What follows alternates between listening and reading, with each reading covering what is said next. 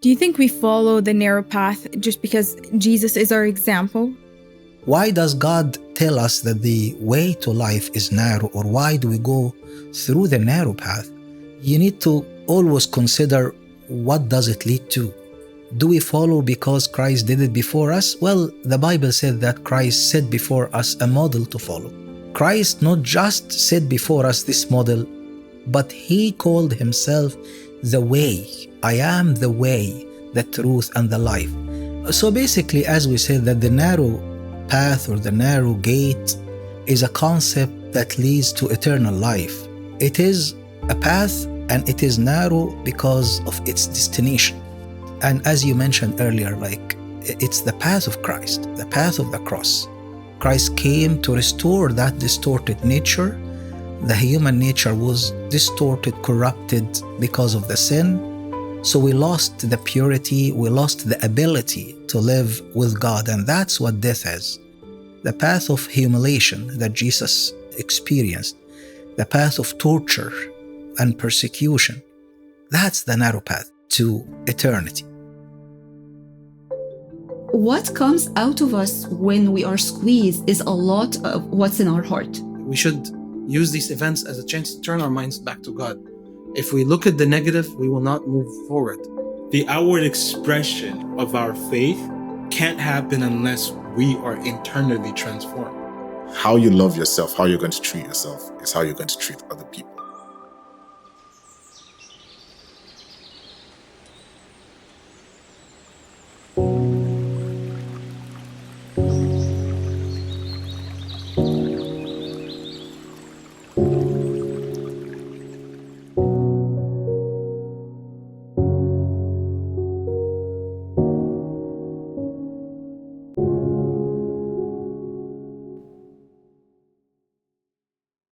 The way that leads to life is narrow, and few find it. The path that leads to life is also a path of sacrifice. The paradox of the Christian faith is full of irony. To gain your life, you must first lose it. To be exalted, you must humble yourself. To find freedom, you must first surrender control. And yet, for those who choose to take this path, there is something deeper that is being formed, something eternal and transformative. Today, we'll explore what it really means to walk this narrow path and why surrender and selflessness are actually a way to life and not loss. I'm joined today by Father Kyrillos, a Coptic Orthodox priest, here to help us explore what it really means to walk the narrow path. For those who might not be familiar, the Coptic Orthodox Church is one of the oldest traditions in the world, tracing its roots all the way back to Saint Mark. Saint Mark was a close companion of Paul and Peter, founding the Coptic Orthodox Church.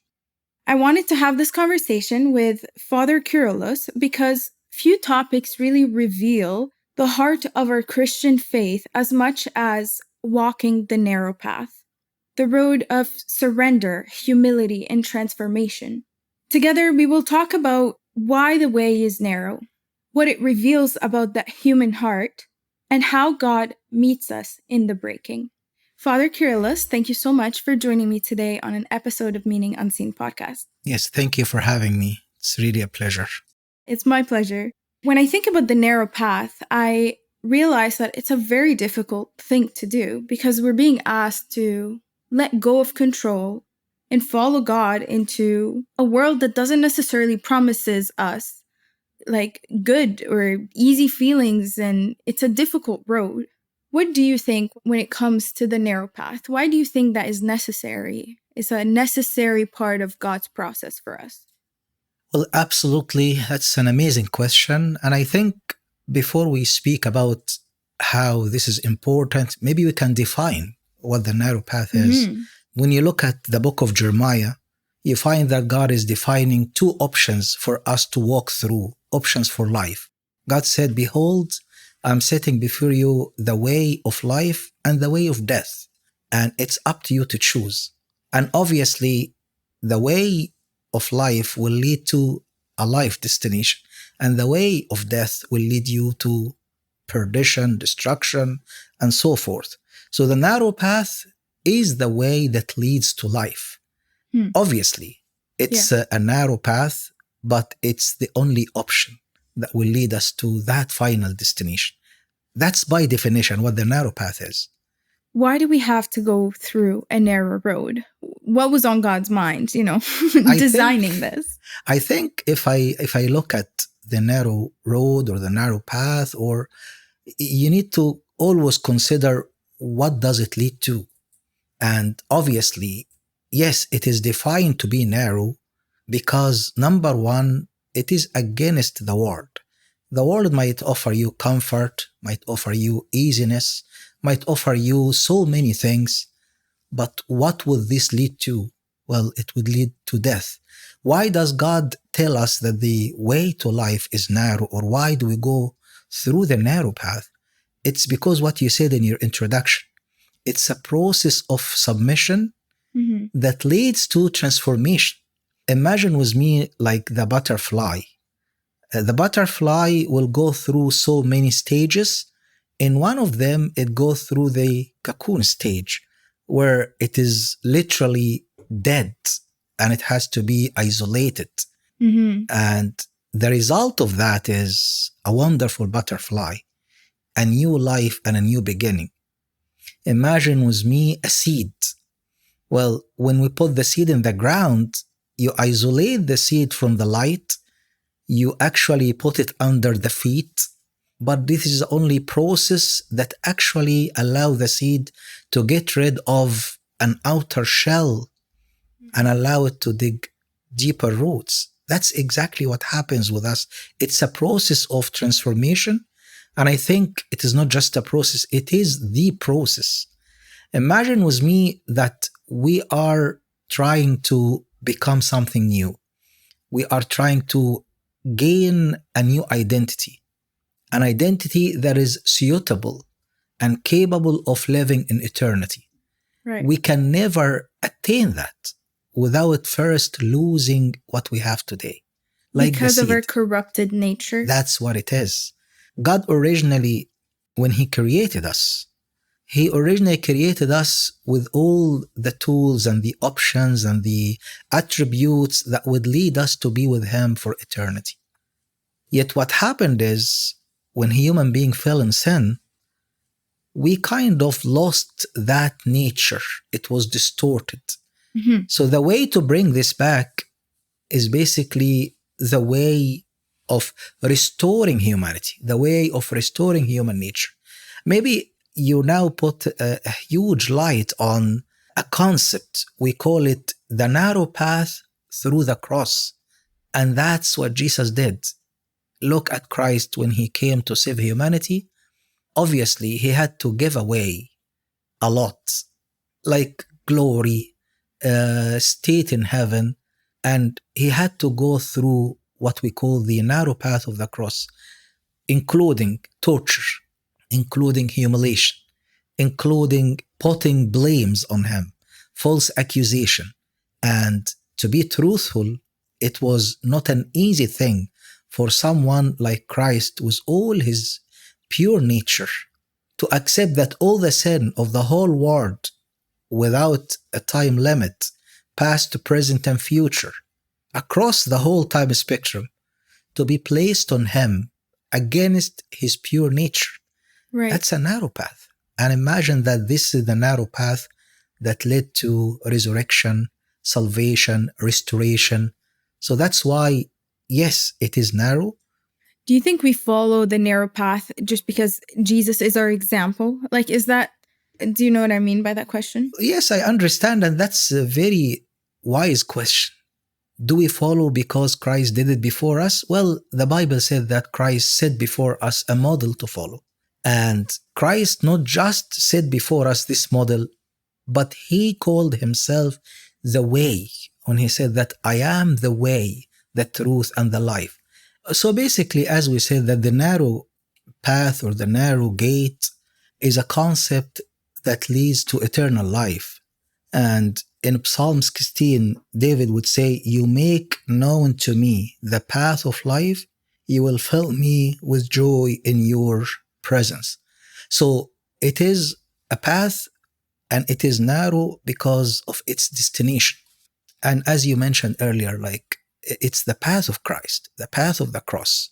Christ came to restore that distorted nature. The human nature was distorted, corrupted because of the sin. So we lost the purity, we lost the ability to live with God, and that's what death is. So the narrow path, the path of humiliation that Jesus experienced, the path of torture and persecution, the path of false accusation, and the path of truth. That's the narrow path, because it would lead to eternity. For people who might not have the faith that we do have, what would draw someone to something that would tell you it's the path of suffering, it's the path of carrying your cross? Like, how would you make that intellectually acceptable Yes, choice? That's an amazing question. And sometimes, and that's basically why people sometimes reject to follow God it's because of the misunderstanding. Maybe the question is, can the narrow path be, or can it make my life miserable? Right. And why should I follow that? Well, it's the contrary. It doesn't make our life miserable. Basically, if I think of an analogy, let's say that you go to have an MRI. You experience some pain, or your health is deteriorating or anything. So you go, your doctor prescribes for you an MRI. You go to the MRI is a narrow path, is a tube, right? But you go there, the moment you enter, they ask you to take off your normal clothes and put something that the hospital accepts. They also ask you to take off all the jewelries you have, everything, and you obey, you follow, you submit. You obey, follow, and submit here. It's not because you are willingly giving away something, you're losing it. No, it is not like that. It is because you understand that having and carrying these matters in that narrow tube might put you in danger. So the idea here is we follow and submit to the direction of the MRI technician. Right. Because he knows that what we have now is going to harm us if we go through that. The same idea, understanding that when I go through the narrow path of Christ, it's like that tube. I need to give away a little bit of my earthly belonging. Not because I'm going to lose it for free, I'm going to lose it for nothing. No, it's because having that and carrying that with me might actually put my eternity in danger. So for somebody to follow the narrow path, should the mindset be like, oh, I'm just going to struggle for my whole time on this earth just so I can maybe or maybe not get eternal life at the end? Or what kind of support does God give us through this narrow path? But don't we all do the same? I actually want to ask you now, when I look at your experience, biography, you've done some military work, right? Yes. And you also had some engineering degree. Yes. So why would you go to military? Why would you spend time in boot camps and all of that? Why would you give away your comfort at home? Why would you stick to certain rules? Right. What did it do to you? What benefit did you gain? Yes, that was exactly something I was actually going to bring up, is that we could see it in like normal life, right? Like no one gets anywhere without hard work, right? Without struggling, So yes, joining the military for me was a point of, I want to progress. I want something to push me in a way that I don't think, my engineering job is going to necessarily push me. And it did definitely develop a lot of resilience in me that I could observe clearly. But for that, you give away some of your comfort. Right, of course. And even now, like the thought crosses my mind, like, why do I continue to stay? And I think there's a part of me, like I know this scientifically, there's a part of your brain that grows every time you do something that is outside of your comfort zone, something that it's not like you don't necessarily want to do it, Absolutely. So I decided to the army has a huge role in my life for being that thing that maybe I don't want to do a full week of work and then leave for a weekend for army and then come back straight to work. And it's like, well, I'm getting no weekend. So it's not something that, it challenges me. It's something that I'd rather not do. I'd rather stay home. Why am I going to be in the cold? Why am I going to be, not sleeping in my bed and not being able to wash my face for 2-3 days? You know what I mean? And just a weekend. But at the end of the day, I decided like that's such a critical role. Yes. For somebody to have in his life. Yeah, it's a critical role that the army is playing in my life, in my journey of growth. And in your transformation. So if you look at the day you joined the army, obviously you were joining for a hope. You wanted to achieve something. You wanted your personality to change, but you did not taste what change will happen. So you join because you knew that you're going to gain something that you don't have. And basically what you actually mentioned about the brain, your brain actually will unlock a lot of potential. And the moment you start to challenging yourself, look at somebody who likes rock climbing, look at somebody who actually do weightlifting, somebody who swims, somebody who walk the marathon, somebody. So basically every single thing, we put ourselves in a challenge. For that challenge, we give away something, but we give away this because we want to unlock a potential. Right. When it comes to the narrow path, we are giving away something. We are giving away some comfort, maybe some earthly pleasure. But what are we unlocking? We are unlocking a treasure. And that treasure is, as Jesus said, is not an easy thing to find. Yet, when you find it, you might actually find yourself selling everything you have, giving away everything you have. It is like when somebody goes to the stock market and hears about a stock that's gonna explode. So what do? They go and sell everything because of that stock. Again, we're not talking about finance and banking, but what I mean is the idea is you sell something, you give away something for the hope of something that will benefit you more. That's what you introduce. The problem is living in the world, we somehow label God as a miserable path. But there is a difference between the narrow path and the miserable one. Yes, please get into that. Oh, it's unbelievable, right? People live in misery when they feel like they are not living up to their potential. Right. Or they are not enjoying, they are not satisfied. And sometimes we link our potential to achievements, to money, to this and that.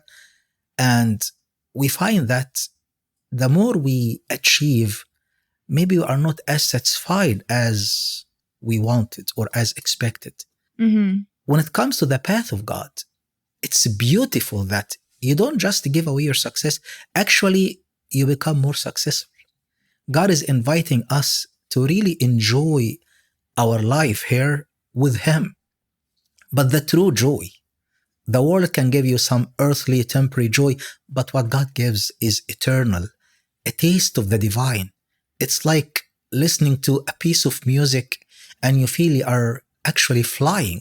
Right. That's a state that nobody can give you. And you think following that path leads to that. Can you explain how that works? What about leaving things behind? What about choosing God's way instead of your way actually gives you that peace? What does it feel like? I think at the beginning, we need to know that it is narrow because, number one, you have to go through it alone. You have actually, obviously, alone doesn't mean like God is not with you. No, actually, God is with you. But you have to have your personal encounter. You have to have your personal experience. No matter how much we talk about this, unless you actually have a taste of that, you will never come back and you will never continue. So the journey with a narrow path starts by a decision. Let me give it a try. Exactly like you when you started your camp in the military. Right. You give it a try. You know that it's hard, but because you were gaining something and you wanted more, that's when you start to put more and put more and put more. That's how the narrow path is. You are going through the narrow path. It's narrow because it leads to God, it leads to eternity, and it is your own journey. So basically, the moment we start, you're going to actually experience God's presence with you. You're going to have a different understanding of pain and suffering. We are not calling people to just choose pain. No. Pain comes whether we like it or not. Right. But it is like that journey of a plastic surgery. As the lovely woman that you are, your beauty is natural. But sometimes people go to plastic surgery. They even pay money and they get a lot of operations whether it's injection or taking out some stuff from your body, just reshaping you. You go to a famous doctor, you pay money, you submit to what he does to you, and you come out trusting that you are prettier. But when you look at the mirror and you find that truly you look nicer, you start saving for the next surgery. You said, oh, today I did this, maybe tomorrow I'm going to invest on that because of the experience. So that's exactly what I was talking about. Does somebody have to start with faith? Or is it something to try out? Like try following God's way and see if somebody's agnostic, let's say, and they're not sure if God exists. What would you recommend for their view on how to develop their view on the narrow path, and how to make that a reasonable approach? Should they try before really, having that necessarily conviction or like, yes, I know God is real? Or is it something to be tested? Oh, absolutely. And I think it goes back again to the first amazing point that you brought at the beginning of the interview, which is creation. When God created humanity, everybody actually carries the breath of God. Right. And that's what really makes us human, rational, conscious, and all of that. So everybody has that kind of bonding and connection with God, whether we are labeled faithful, Christian, others, atheist, agnostics, anybody, every single human has that breath, that conscious bonding with God. The problem is not everybody is the same. The narrow path requires you to go as a singular person. Meaning what? Meaning your journey as agnostics or as atheist doesn't have to be the same. Yeah. It can be a different journey, a different narrow path, a different approach. I like what St. Paul said when he said that I become to the Jews like a Jew and so forth. So my first question to everybody is, look at what really bothers you from God's idea, from the existence of God. And let us work with that. Or let us talk to what really interests you. Somebody who's interested in science is different than somebody who's interested in business. Whether it's science or business, if somebody is focused more on science, I will ask him to look around and see how beautiful the flowers are, the birds, the creation, everything. And if somebody is interested in business, I'll ask him to actually take a risk. But that's a very calculated risk. And let us start. Let us initiate. Let us take the first step and see if I experience something that really remarkable, something that I can't buy with money. I'm not asking people to go torture themselves to take the narrow path. You know what the narrow path in that case would be? Is to make a decision against your own thought. And that's a narrow path. I'm inviting you today to just give God a chance. Your thought might tell you not. You know what? You want to experience the first step in narrow path? It is when you make a decision even against your own thought. After that, you're going to actually taste. It's like a lovely mother who is trying to convince a child to try her meal. But the child keeps saying, no, I don't like it. And she said, well, you never tried. So what about tasting? So out of, I would say, love and obedience and all of that, or maybe, okay, I'm just gonna try so that she stops talking to me. And they will taste. You know, small, tiny story about St. Augustine. St. Augustine is a known philosopher to Christians and non-Christians. When I studied Masters in Mental Health and Psychotherapy, we studied a lot of his writing. Okay. When I read books about law, I read a lot about Augustine's quotes. Even watching Criminal Minds, sometimes I find episodes where they start the episode by a quote from Augustine. He's a very famous philosopher. So St. Augustine once actually, he was an atheist and he did not believe in God. And somebody came to him, tried to sell him a piece of the Bible. Like they used to sell it as papers. So he was somehow against the idea. And then because of his love to read, he likes to read a lot. So he said, you know what? I will take it. I will just read. It was a few chapters from the Epistle of Romans. And when he went home and started to read, he took a bet on God, took a bet on the scripture. He couldn't stop.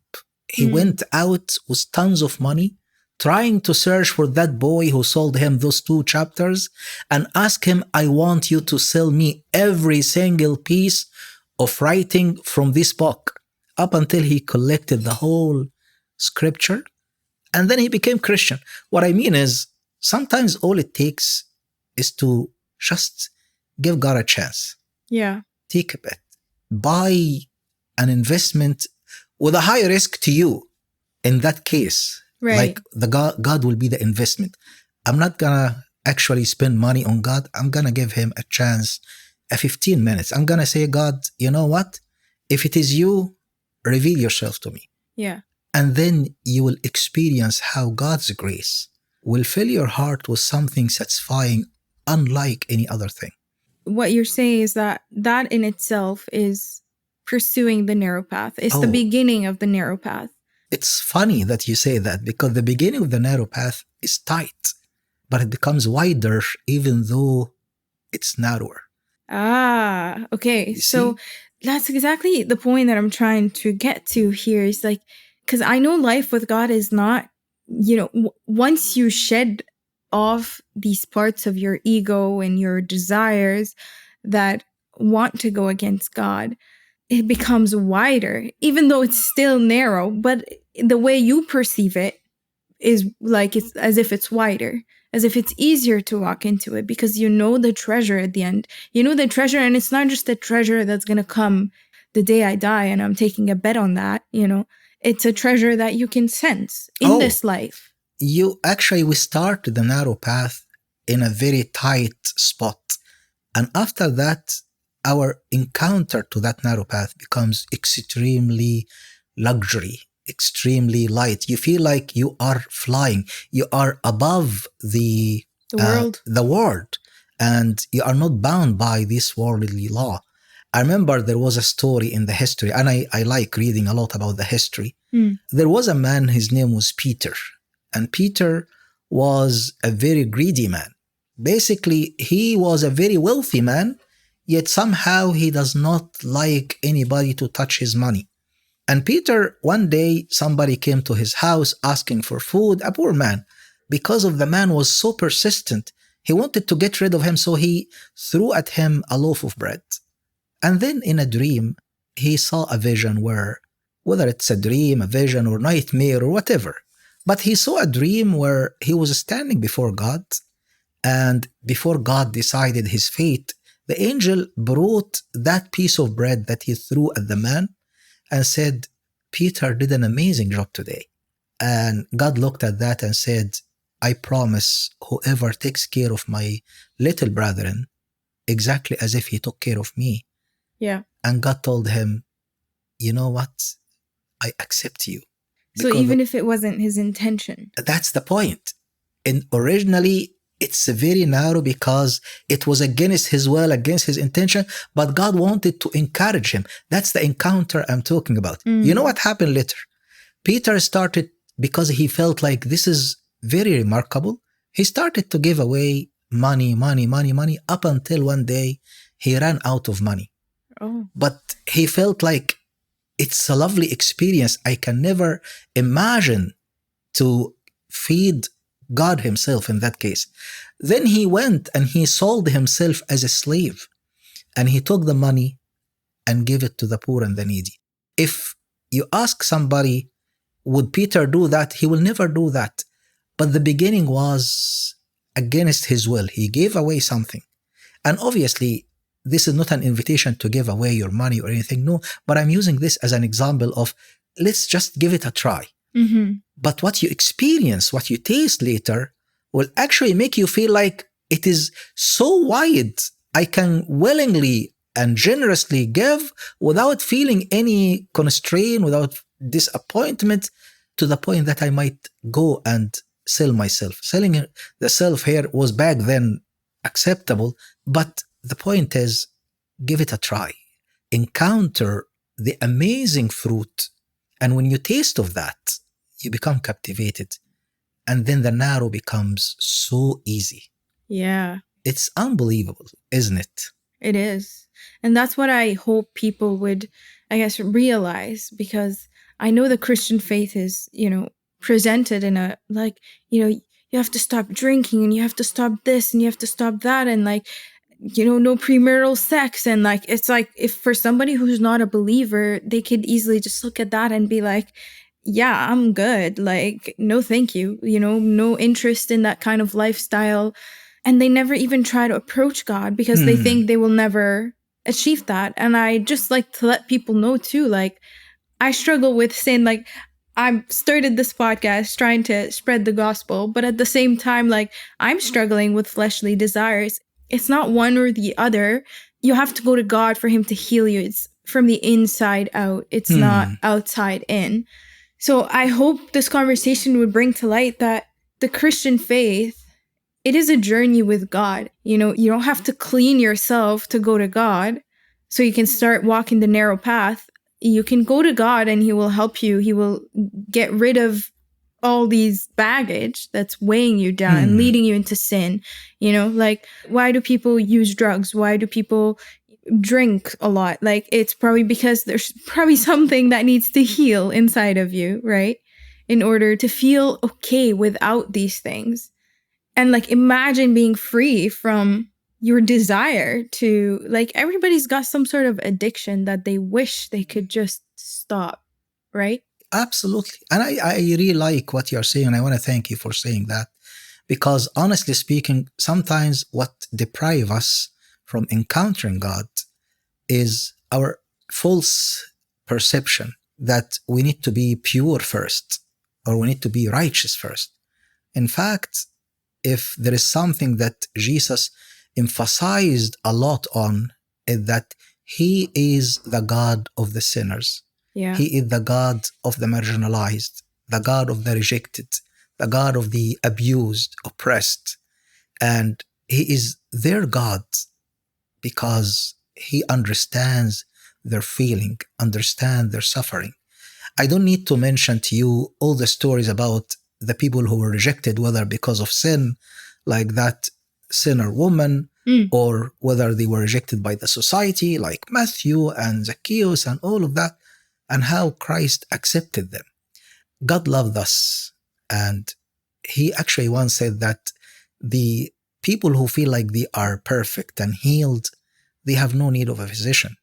Right. And he's a physician. And a physician, his customers, stakeholders are the patients, those who need his help. I can come to God at any moment. I can come to God now, and God will accept me. God will never reject me. The other point I really like about what you said is the concept of addiction. The problem is, in our journey in this world, we get hurt a lot. We are hurt by friends and family, or maybe society, or in the search of recognition or anything. Mm-hmm. And sometimes to ease our pain, we tend to try substance, whether it's alcohol or other stuff. And we were hoping when we approach that this will either put us in a state of numbness, like I don't feel anything, or it will actually make us feel better, but we realize that they don't. So the point is, we become addicted to something in our search for satisfaction. The point is, when I start to taste how amazing God is, I will feel full. One of the saints once said that God is a triune like Trinity. And he used some geometric analogy. He said that a triune is like a triangle. And our heart is also in the shape of a triangle. And if you try to put anything in your heart, even the whole world, which is like a sphere, the corners of your heart will still be empty. Nothing will fill your heart with satisfaction except a triune God. So meaning what? Meaning God has a way of filling that void in us, the void that sucks everything in the hope to be satisfied. But God can fill that. That's why I said, give it a try. Yeah. Give it a try and taste, because encountering God in that narrow path is a decision. I don't need to stop what I am doing. I can give God a try and ask Him to help me. Yeah. And when I taste that, I will gain the power. I will actually gain the willingness. I will gain the strength because of experience, because of encounter, because of taste, because of satisfaction, that I will feel I do not need anything else. It is not like I'm giving away for God. Actually, in that case, I will be giving away for my own self. Mm-hmm. I am satisfied in God. With Him, I need nothing. With Him, I desire nothing. Again, that's something that you cannot just convince by mental model. You have to experience You have it. to experience. That's it. Yeah. And it's just walking with God. Like, it's not, I am strong now, I am this now, I can beat this sin now. It's legit, like, the second you were like, oh yeah, I can do it by myself, and you like turn away from God and you're right back where you were, right? Like, but God is a sustainer, and like what you can do with your life when God is walking by you versus what you can do with your life when you're just on your own. Yeah, I have to believe it is a huge, huge difference. Like, it is a huge difference. As you said, like a fellow companion like God will make the journey, no matter how difficult it is, will make it enjoyable because of that fellowship. And yeah, there is no religion that will tell you that God is your friend, is your brother. He is your father. He is your fellow friend. There is nothing like that. right. That's why the narrow path is a journey, but a journey of companionship with God. Mm-hmm. And that's why it becomes really, really enjoyable. Mm-hmm. Let's talk about specific ways people can experience this narrow path in life. So if you got things like just denying your flesh, things like surrendering to God's plan when it's not what you planned for, things like persecution. People, I'm sure you have stories of people who were held to gunpoint, being commanded to deny their faith, and they did not deny their faith. Like, what do you think was driving these people to hold on so hard? I think what drives these people and what drives us nowadays is a sincere love to God. And one of the saints, I think St. Anthony, said that love God and do whatever you like.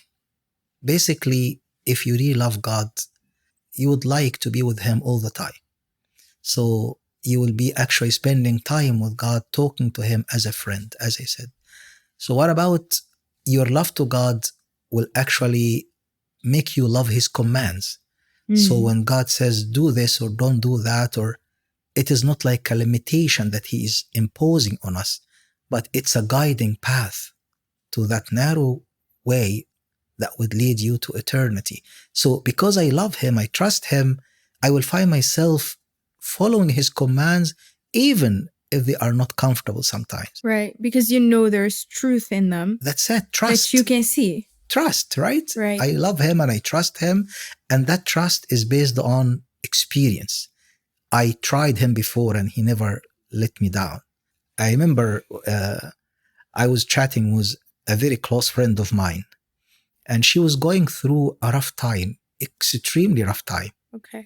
And because I know a lot about her life, So I know that she loves God a lot, and she used to have an approach to writing letters to God. One day she was watching a movie about letters to God, about a boy in US. His name is Kevin. It's a beautiful movie. Okay. And I told her, so why don't you write a letter to God? And she said, well, can he do something about this very impossible situation? And I told her, sure. So she wrote a letter to God, and her problem was resolved in 3 days. Nowadays, every time that amazing girl goes through any hardship, any problem, any obstacle, all she does is letters to God. That's the experience I'm talking about. Mm-hmm. So trusting God based on your experience with him. If I don't have experience, I will tell God, I will invite him, let us have a deal. I will give you a chance, but you let me experience your presence. Mm-hmm. And then based on that, you build. So going to ways to go through the narrow path, whatever will actually bring you closer to God, whatever will bring you closer to your destination, you actually will do. Whatever prevents you from that, you don't. Imagine with me, as Christian, we feel and understand that God is with us. We experience him through our rituals, our sacramental life, and all of that. So if somebody comes to you and says, well, I'm going to take your life if you don't deny God, well, in that case, how are you going to deny him? So it's not like you say, oh, I'm going to make a rational decision. I will choose God. No. You're going to find yourself acting naturally. Yeah. How could I deny him? I remember one day there was a man, he was a bishop, and they put a lot of pressure on him to deny God. Then somebody was asking him, why don't you just deny him and just gain your life? So his response was really fascinating. He said, well, I trusted in God for my whole life, 80 something years. He never let me down. Why would I deny him? So it's not like a rational decision. I'm just gonna choose this. No, it's a natural rational. Right. Meaning responses will be natural. I don't want to deny God because I love him, even if it costs me my life. Right. Because he doesn't even know the outcome of that, right? It's not like he's got me out of every problem before, so I know that no matter how much these people try to kill me, you know, I'm just not going to die. He's not even saying that. He's saying, do whatever you want. Like, I don't care what you do. Yes. I trust him regardless, even if you take my life. But that trust, I think the point I'm trying to emphasize here is we don't trust God blindly. Yeah. But we trust him experientially, meaning based on our encounter with him. Right. He never let us down. I can speak a lot about my personal life. You can speak a lot about your personal life. And you're going to find that in so many difficult times, God actually did something beyond your imagination. I actually, in the past few years, I have been telling people that I think I can call God the God of the fourth watch, because sometimes fourth watch is the last moment of the night, just when light is about to dawn, is about to rise. Basically, many people come with problems and they try everything they can and things become complicated, and then comes a moment where nobody expects and the problems are resolved in a way that nobody can explain. Right. And people actually build on that. So when they go through other problems and other problems and other problems, they trust to reach the point where the word you said earlier, to give control to somebody, to yield. Surrender, right? Yeah. But you surrender not because you feel you are being enslaved. No, you surrender because of trust. Like a child surrendering to his father, submitting and trusting that he will take care of you. He is the one on the driving wheel. He knows what he's doing. And at certain point, you get to celebrate reaching the destiny. So I think, what can I do? Well, do everything that will bring you closer to God and sacrifice everything that actually takes you away from that. If that includes you losing your life, so be it. And that's how narrow path work. Luke 9:24 says, For whoever desires to have life will lose it, but whoever loves his life for my sake will save it. Very ironic thing to say, right? How do I lose my life on this earth? It's just, do you know what I mean? I think, yes, I understand what you mean. And it's a very interesting principle. And I think we need to remember that we are in a state now, but this is not our final state.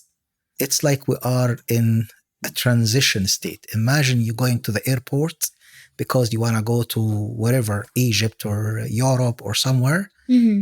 And in the way, you actually started to look at the airport and all these lovely shops and smells and food court and all of that. And you love the airport a lot. You love it. It's beautiful, clean, and everything is duty free, right? And you're like, I don't want to go to my destination anymore. You don't want to go to your destination anymore. But you need to remember that the airport is just a temporary state. And for that, you are willingly leaving the airport and maybe riding in a plane where you are trapped in a seat, right? But you leave that lovely airport and you put yourself in that tiny, dangerous commute because you know that you have a destination. So that's the first principle. We need to understand that our life is temporary in this earth. No matter how long we live, 100, 200 years or Yeah. we're gonna leave it one way or the other because it's temporary. Number two, losing the life here is actually, again, giving away all kind of distraction. Losing the life is a principle, like a principle of purification. I think one of the principles and the metaphor is about the gold. When we put the gold on fire, the gold started to be purified. Yeah. But a true definition of purification is to lose the dirt. So if the gold said, but with the dirt, I weight more, right? Imagine with me, you have like a 1 kilogram of gold and you put it on fire, you lose the dirt, it becomes 700 grams. So it lost like 300 grams. Yeah. The gold might think that I am losing 300 grams, but in fact, it's not of gold. It's not of gold. So, Yeah. So losing something, you need to understand that you are losing dirt to gain purity. Number three, sometimes we actually need to understand that when we lose stuff, it's not a loss. It's an investment to unlock unlimited potential. Have you watched the movie Lucy before? About a girl who somehow ended up carrying drugs that actually unleash the potential of the brain and blah, blah, blah, blah, blah. At the end of the movie, the girl actually ended up becoming physically doesn't exist, non-existent. Obviously, it's like a sci-fi movie, but the idea was she lost her physical presence. But as a result, she gained unlimited access to knowledge. So the problem here is when I say I need to lose my life to gain it, what does it mean? No, I need to lose what doesn't matter. I need to lose dirt. I need to lose limitations. I need to lose what is holding me down. For what? For eternity. For unleashing unlimited potential. For purity. Here on earth and eternity. Absolutely. The people don't understand that our life on earth is the beginning of the path to eternity. Sanctification. So that's it. Theosis. Theosis. Purification, I really sanctification. like that term. Oh, absolutely. Makes me think of a lot of things. Well, it's an amazing, but what does it make you think of when we say that term? What crosses your mind? Just being free in a very ironic way to what we think freedom is. Yes. To just be unattached even to your own, to your own physical body, to your own needs. Like everyone else comes before you. Not in a pathetic way, I can see it the way that my earthly flesh wants to do this. It's like, I deserve. But if I can get rid of that, I deserve, and for me, then I think life would just be so much more freeing, especially with things like loving your enemies. not being able to hate anyone, like that sounds to me like the most freeing thing that anybody could ever achieve. Wow. So you want to now say that forgiveness is a narrow path. Forgiveness is a narrow path. This was a point for sure. Like the narrow path, like he's asking us to love our enemies. How difficult is that for the world? It's difficult. It is almost impossible. It is almost impossible. We can't do it on our own. We don't have it in us to do it on our own. Like that's just not how that's not how we function, you know? Absolutely. It's not our default by no means. But I think now comes the point of theosis and sanctification, because the whole idea when we purify and when we go through the narrow path and all of that, we are becoming more pure, and purity here, and that's exactly what theosis is, to become sanctified, to lose the dirt. But for what? What kind of image are we converted into? Well, you know what? The gold man, when he actually does that, you know the story. So yes, how does he know? How does he know? How he knows, it gets so clear that he could see his reflection back in the gold. Absolutely. Which actually brings us back to becoming the reflection of God. Exactly. Even in his forgiveness. And it is not going to be a difficult thing, because when we understand truly that somebody is harming us or hurting us, this is against his nature, because God created us all in love, in harmony, in cooperation, and in support. When somebody behaves differently, that's against his nature, so we feel sorry for him. I have an analogy actually I learned and I like a lot. It helps me forgiving people. Somebody once told me, imagine that there is someone holding a stick and he's hitting you with the stick. So who do you harm? Who do you blame? Who do you actually hate? Would it be the stick or the person holding the stick? The person? Sure. So when somebody is harming you, that's not a free will that he has, because that's against the nature. He is becoming a stick in a different entity's hand. And that entity, whether you call it Satan, whether you call it anything, jealousy, anything, but there is something holding him, using him as a tool against his will to harm you.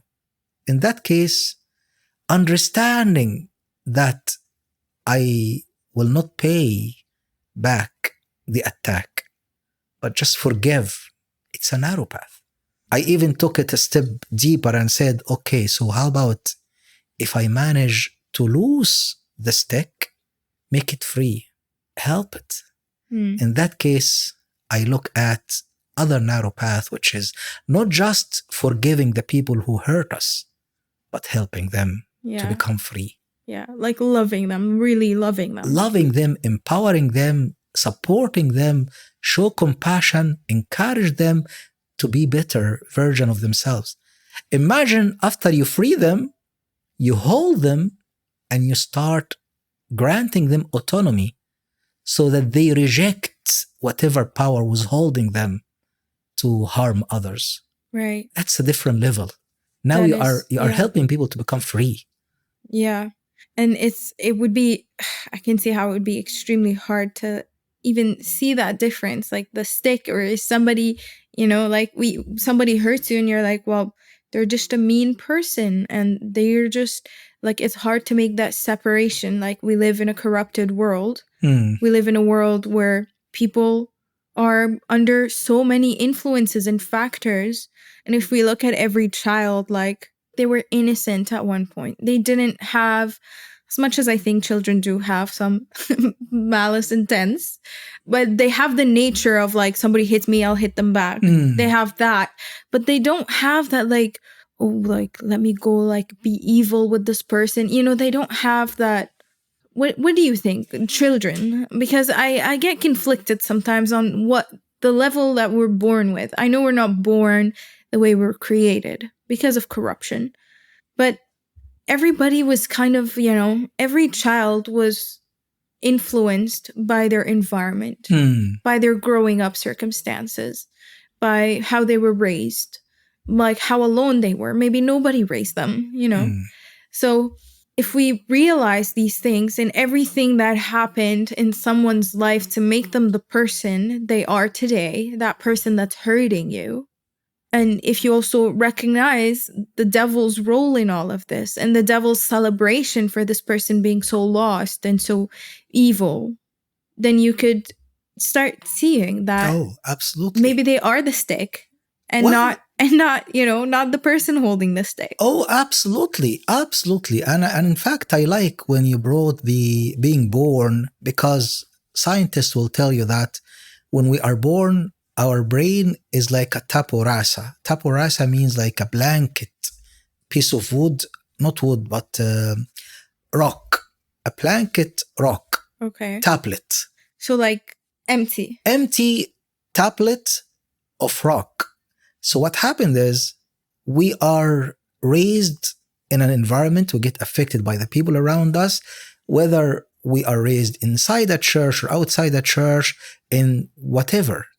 It takes a village to raise a child. Every encounter that child has will write down something in that tablet. Mm. The funny thing is, it is very hard to change what is written because it is engraved at early stage. So becoming something that is not loving, not accepting, harming, and whatever is a result of what was written in that tablet, right? Yeah. But then comes a man, his name is Carl Rogers, and he would talk a lot about humanistic approach. And he said that every person would behave in a certain way, that if the behavior is good, that's a natural behavior. If the behavior is wrong or bad, that's abnormal behavior, meaning need to be changed. So by nature, we need to behave as Christ-centered. That's why Carl Rogers again will tell people, please, when you deal with anybody, even with those who have disorders, malice behavior, anything, try to offer them unconditional positive regard, because they are not behaving the way they should be. It is something against them. Something is maladaptive. Something is not functional right. Meaning what? Meaning by default, we should behave in love, in harmony, in. If something else was written in our tablet, and tablet here could reach the level of subconscious, it is not our fault. It is the fault of the environment. So why don't we become a different, more powerful environment that can help somehow either wipe out whatever was written and rewrite it again, or maybe with God's divine power, people can be transformed to the better version of themselves. Yeah. And only love can do that. Yeah. Well, we can just, simplest thing is just look at how would Jesus react, in front of this person hurting me. And he would just love them. Naturally. Yes. Without expecting anything. Fully knowing that they might not even, do Yes. anything about being loved. Their eyes might not be open because their hearts are maybe too hardened. Or maybe not. But we wouldn't know. God would know, but he would still love them regardless. Oh, absolutely. That's why the word love is a powerful word. I once wanted to define love in my own terminology. And then I said, well, love is LOVE, which means leading over various emotions. An emotion of revenge. You find love leading over that. So you choose to forgive. An emotional of fighting back, getting whatever. So love will transcend over that. And it will make you willingly sometimes sacrifice even your own right. But obviously, living with God in love and to love people doesn't mean to become weak and lose whatever. No, you have all the right to defend your rights and so forth. But sometimes out of love, you find like you are driven by a much stronger flux of power that will actually push you through that narrow gate of forgiveness over revenge. Yeah. It's amazing. So love, being love, becoming Jesus is love, and taking over that example of God, that is walking the narrow path when it comes to theosis, when it comes to being transformed, when it comes to loving your enemies, something nobody would agree is an easy or even a reasonable thing to do. What do you think when it comes to theosis? Do you think we kind of covered it? Well, it's the level of becoming. The word theosis by itself has the word theo in it, and theo means God or divine. Yeah. So it has to do with becoming holy, sanctified. And obviously, is there a limit for that? Absolutely not. There is no limit.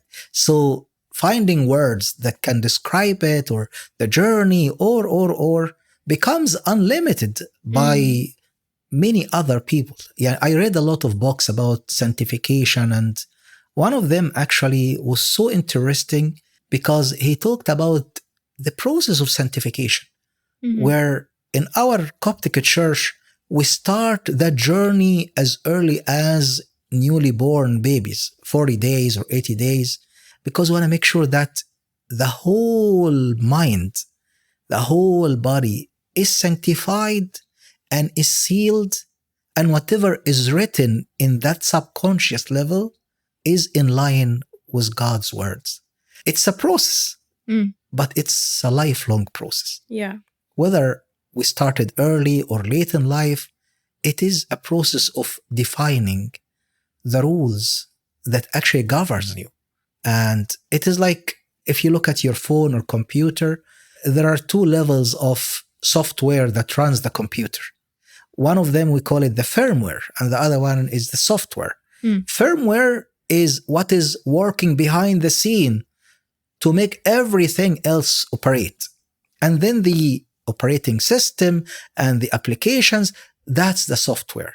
So what we do with the theosis is we grant you the firmware at early stage at your subconscious level, so that whatever is installed in you will go through that filter of acceptance or rejections, the filter of the Holy Spirit.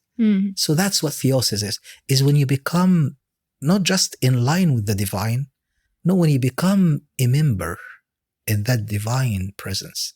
That's why in Christianity, it is a process to become organs in Jesus' body, to become one in him, as he said in John 17, that they become one in me. That's the true meaning of theosis. You become a family member with God, a member in his son's body. And again, what does it mean? It means to be transformed. Transformed to what? To that particular image, the image of Christ. To his likeness. To his likeness. Yeah. And then you're going to find that when you become an organ in him, transformed to his likeness, you're going to behave like him.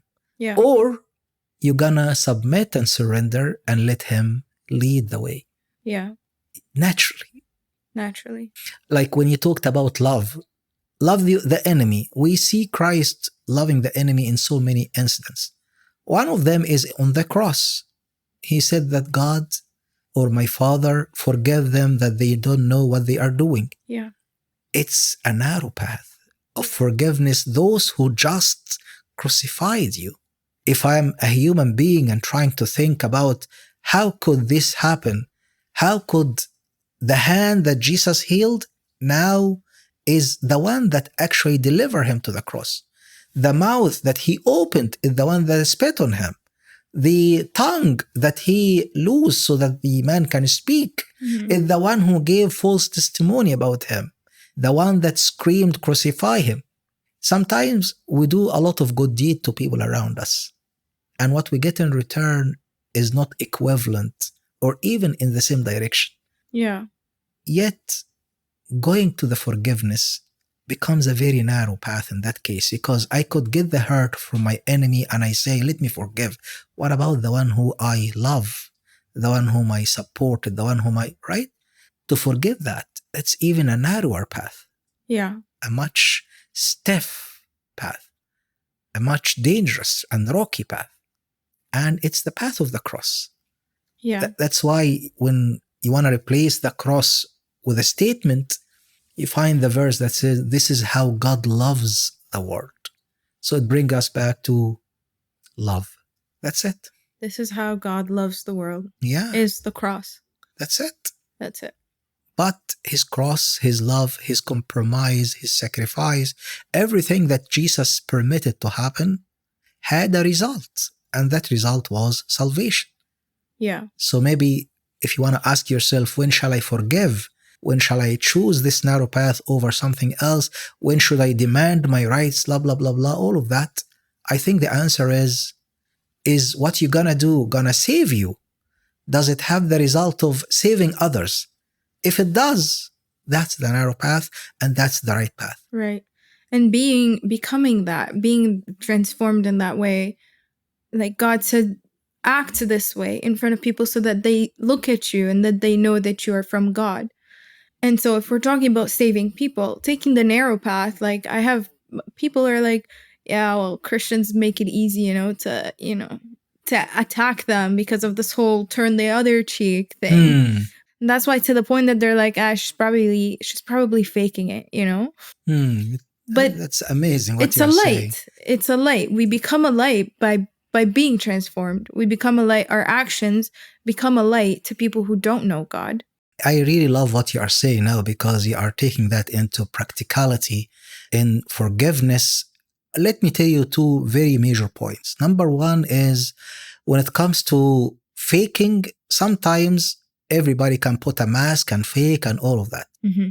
But there are certain things in life that you cannot fake or mask. One of them is grief. When somebody is lost very close to you, you cannot fake your reaction, because power of grief is extremely powerful. It's like a flood, tsunami. People actually in grief could even become angry at God himself. And they could become disappointed, and they could say words, harsh words. So what I mean is, grief is something that you cannot fake. So when you speak about Erica and her reaction, I don't think that this is like a fake reaction, because anybody can pretend at any moment. But when it comes to losing a husband, a partner, a child, a man, it is almost impossible. Yeah. But beside that, the bond that you have with the person you lost, psychologists will tell you that every incident that happened in life gets to be stored in our memory. Some of them become non-volatile, permanent, and some of them become volatile. We accumulate a lot of things every day. Why one incident becomes non-volatile or permanent and the other one is volatile? It depends on the emotion and the intensity of the emotion that you have with the person. And they even classify emotions. Which one is stronger? And they find that the marital intimacy, love with your husband or wife, is one of the strongest emotions. Meaning what? Meaning losing a partner whom you love will become an extremely powerful emotion that will determine the level of your grief reaction. Yeah. So going back to Erica, was she faking that? I personally don't think so, because we are talking about grief of a person that is extremely emotionally bonded with you. Yeah. So that's the first point. Yeah. Number two, no matter how much you try to tell people the truth, let's say, I will assume Erica, or even we have so many stories in Egypt. Yeah. A lot. But let's say that these people are faking to pretend a good image of Christianity. Right. What about Christ, the truth? When he came in the flesh, obviously he's not faking it. He is pure. He is God. He is the truth. But did his behavior and reaction attracted everybody? Or there had been people who denied him, who criticized him, who rejected him, despite being the light? Right. So that will bring us to the point now. Yeah. No matter are we faking or not, it doesn't mean that others will accept. Others, I mean everybody. Everybody is driven by their own agenda, their own mind, their own perception. And that will bring us to the word narrow path again. Yeah. Narrow path is to sometimes see the truth despite your own perception. Imagine that you are trying to force your perception to become neutral, to see the truth for itself at face value. Is that a narrow path? I think it is a very narrow path. Yeah. I'm standing against my own perception to admit the truth, and it takes courage. Yeah, absolutely. Yes. And like we can see, you're saying no matter what you do, the light could be misinterpreted and misrepresented or misperceived. Or intentionally ignored. Let us go with the path or through the path with God, and let us encounter what He has done to us, and based on that we will build and continue the journey. I once actually was trying to imagine how does it work, and then I started to imagine that my heart could be the size of this cup, and when things happen my heart overflows with emotions, right? At certain point a touch of God's hand, Drop. not drop. What happened is, instead of dropping, God's hand can expand the size of my heart, so that whatever was overflowing now becomes a little tiny thing, doesn't occupy 10%. Like it's the same exact thing. I did not lose rationality, I did not lose reality, but my heart now becomes wider and wider. Right. And that happens only by God's divine touch. I remember there was maybe 10 years ago or something, there was an attack on some Christians in Egypt. And like, I think I will tell you two stories. One of them is the Martyrs of Libya. The Martyrs of Libya, they were taking very simple people, but they have good connection with God. They were really living the Christian faith in its simplest way. But when the time came to deny their faith, they refused and they were martyred. The whole world watched that. Right. And we saw it live on TV. And even the Egyptian government took actions, and they sent military troops, and they actually somehow took revenge from Libya and all of that. I watched the movie. It was really good. It's beautiful, right? That movie made me like... It's beautiful, right?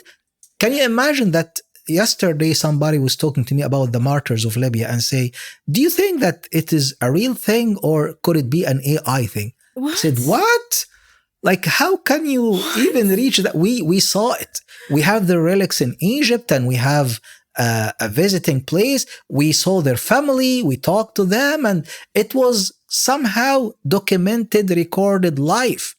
AI? What do you mean AI? Right? AI? So what I mean is, wild. You're gonna find people who really deny whatever you say. Yeah. The other story I was gonna share with you is about, again, a family that was martyred in Egypt. And I think there was a girl who actually became martyr, and her mother was somehow interviewed by a TV. So they said to her, okay, now we know who did this to your daughter. What message do you have for them? And I remember that she said, I say God forgive you. The host on TV live told her, what do you mean? If I'm in your position, I'm gonna say, may God torture you, kill you, put you to hell, blah, blah, blah, blah, blah. I find myself saying that, may God forgive you, may God forgive you, may God forgive you, because that's what Jesus taught me to do. I don't know how am I saying that. Yeah. But that's naturally. The host, after he finished the interview, he said that Christians are really making us crazy. I can't imagine. There is no mind that can explain that. And to be honest, there is no human mind that can comprehend that. But it's again a narrow path. When you go through it, you lose something, but you transform into something else. You become sanctified, theo, having the mind of the divine, speaking, behaving in that kind of mindset, in that kind of natural response, the response of love. That's what it is. Can everybody accept that? Maybe not. Probably not. But does it belittle? Does it make it less truthful? No, it is. It is the truth. But you know what Jesus said once? He said that the light comes to the world, but people love darkness. Yeah. Sometimes the truth is in front of you, but it's up to you to accept it or reject it. Yeah. And I think there's also always a downfall to not following God. Like we might look at following God and see it as this restricting, maybe for somebody from the outside, restricting. I have to forgive people who wronged me, and I have to stop doing this thing and this thing and this thing. But like you said in the beginning, if you don't follow God, you still have the same pain in the world, The pain doesn't change. It's just you're either doing it, well, again, the restrictions are different, right? You might be like, well, now I can do anything. I've got no restrictions. But also look and examine what doing everything actually leads to. We don't even have to wait for eternity to know that it leads to death. We can observe things and we can see that being addicted to substance is not freeing. It destroys your life. Having broken families everywhere because we can't control our fleshly desires and it's become such a casual thing, also destroying our world, in very different ways. Broken families, broken homes. Forgiveness, not forgiving. How much pain does that leave with someone, right? And like taking revenge, and you're like, I'm going to feel better when I take revenge. And do you really feel better? You don't. Absolutely not. Absolutely not. There is literally observable, downside to not following God's way too. Oh, absolutely. And obviously, I always try to think of the destination, right? Yeah. Even though through the journey itself, you might feel a little bit of ease here and there, no restrictions, no limitations, but where does it lead you? Jesus said it leads to destruction, perdition, right? And I need to actually remind myself sometime that when we consider the life of celebrity, celebrities have a different life, a very difficult life sometimes, but that's what makes them celebrity, right? Somebody who is of a royal family will be restricted to what they wear, what they eat, where they go, what they share, what they talk about. Words come from their mouth is by measure, right? But that's what makes a celebrity a celebrity. Imagine with me that you are a celebrity. And before you say, I'm not, no, you are. You are God's daughter. You are God's son. Imagine with me that you are a celebrity now, but you are behaving with a protocol, with limitations. What is your understanding of this protocol and limitation? Is it bounding you? Is it limiting you? Is it for your own safety and you are living up to your own standard? Yeah. You are not a normal person. Any normal person can eat and drink and behave the way they like, but not a celebrity. A celebrity has protections, has protocol, has limitation, but it is because they are celebrity. While they might not feel its importance, well, eventually they look around and they feel like they are one of the kind. Everybody around would love one day to live their lives. But again, am I forcing myself? I think, if I understand correctly, I will be forcing myself at the beginning of the narrow path. After that, I will go with the inertia. I will go naturally. I try always to remember, because we live in Canada here, that in winter sometimes my car could be stuck in the snow, right? Yeah. Trying to get the car out of the snow will be difficult, right? And I need to push. I need extra effort. And I need to maneuver sometimes. I need to put it in certain gear sometimes.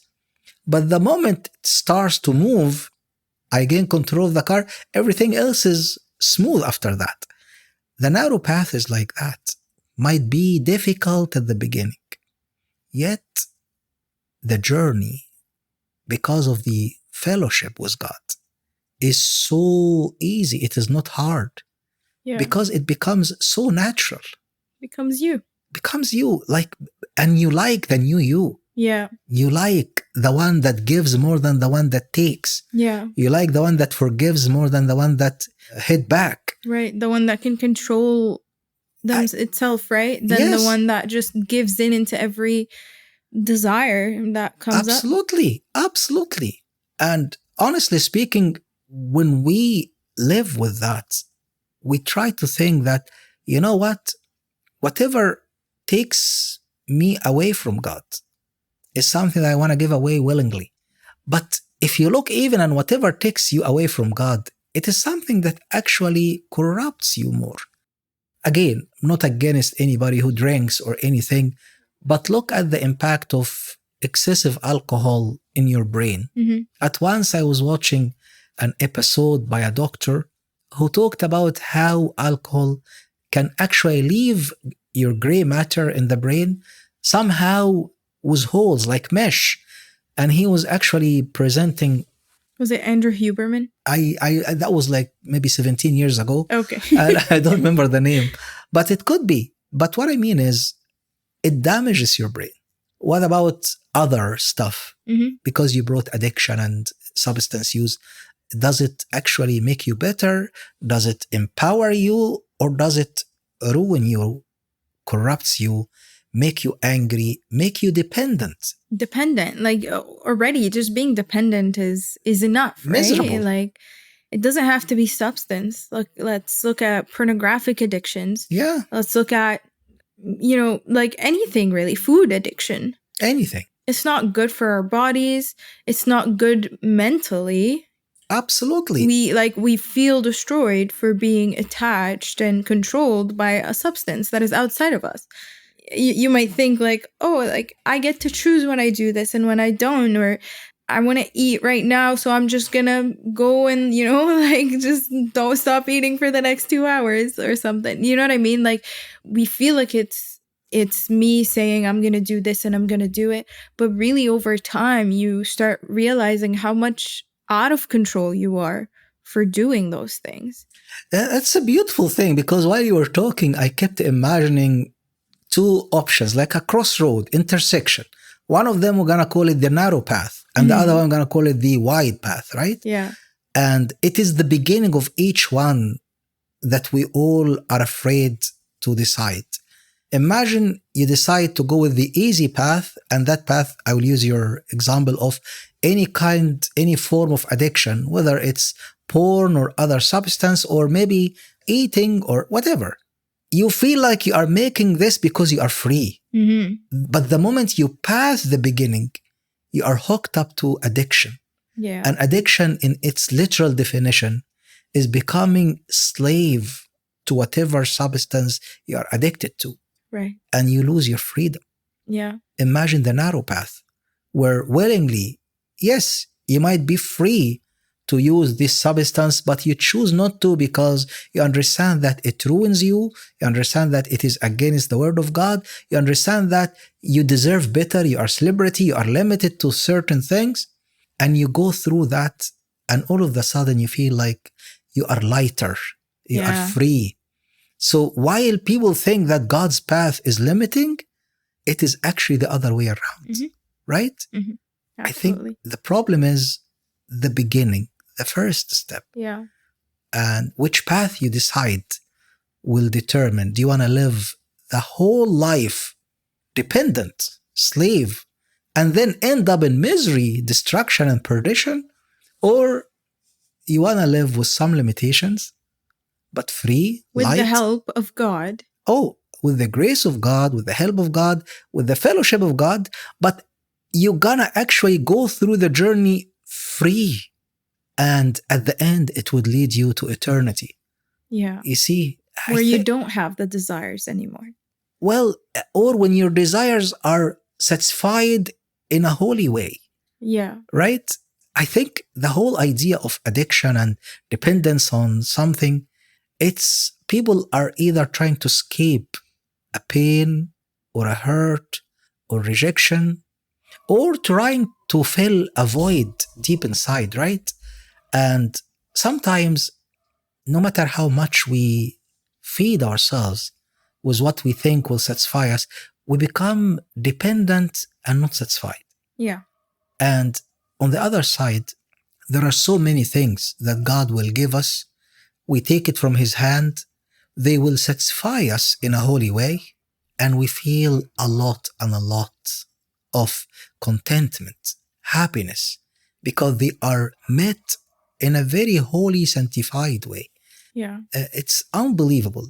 You can look at any example. One of them is maybe the premarital sex.